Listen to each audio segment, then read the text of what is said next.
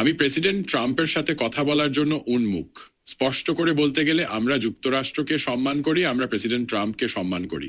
President Trump তার এজেন্ডার শীর্ষে কিছু গুরুত্বপূর্ণ বিষয় রেখেছেন। আমরা তার এজেন্ডা বুঝি। আমরা ফেন্টানিলের অভিশাপ মোকাবেলার গুরুত্ব বুঝি, যা কানাডা এবং যুক্তরাষ্ট্র উভয় দেশের জন্যই একটি চ্যালেঞ্জ।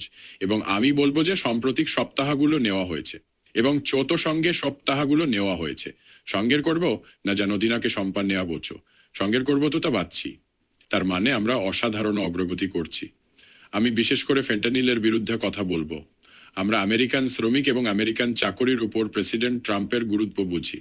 আমরা চাই তিনি এবং তার প্রশাসন বুঝুক যে আমরা ক্যানাডিয়ান শ্রমিক এবং ক্যানাডিয়ান চাকরির উপর কতটা গুরুত্ব দেই, এবং আমরা একসাথে কাজ করার উপায় খুঁজব যাতে আমাদের উভয় মহান অর্থনীতির উদ্দেশ্য পূরণ হয়।